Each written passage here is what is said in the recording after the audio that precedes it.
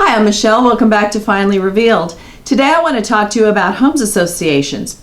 Homes associations are associations, not-for-profit corporations that are formed by a developer or builder at the time that a building is a multifamily building is acquired or a condo building is acquired, or when a traditional single-family subdivision is created, or a multifamily subdivision such as townhomes or duplexes and properties such as that.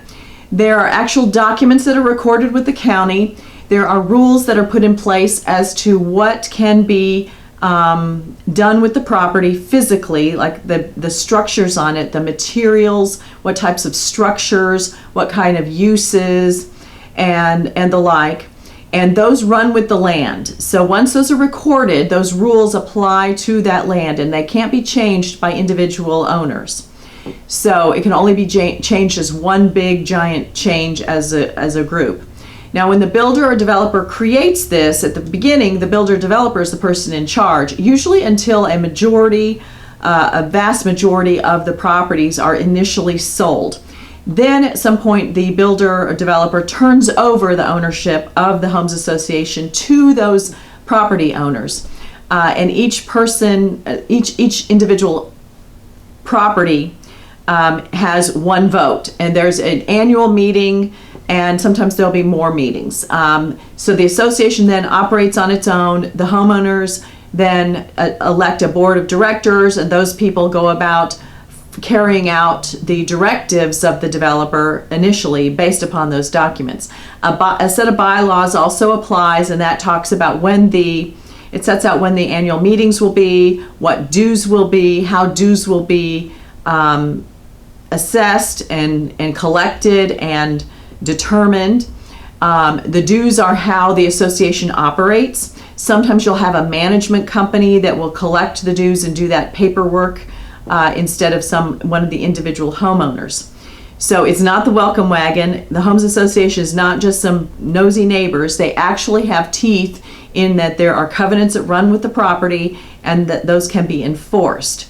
They can enforce them by filing liens against the property for dues that are paid or unpaid, and they can also sue in court to have the covenants enforced against the property and against property owners. So if someone paints the house a color that's not approved or doesn't get pre-approval for a fence is not the right height, a driveway is of a different material than is required, or an outbuilding is constructed and those aren't allowed, then those are all things that the Homes Association can enforce.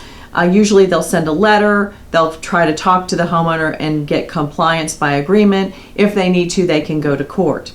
Now, as you're looking at property to buy, either to live in, rent, or to as for investment, in the broker's information, it will usually indicate whether there's a homes association or HOA because of the fees involved. So while it's practical to know what the fees are to whether or not you can afford the property, you also need to know what the fees cover. Is there common property? Is there a swimming pool? Do they take care of lawn care, snow, trash? What do they take care of? What are you paying for? That may or may not help your budget in that it might take away some of the expense that you would have separately.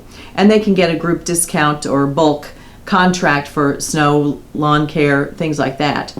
The other thing you want to know, though, you want to see those declarations because you want to know what the rules are on the property. I said, whether you're going to buy it to rent it. Maybe you can't rent it.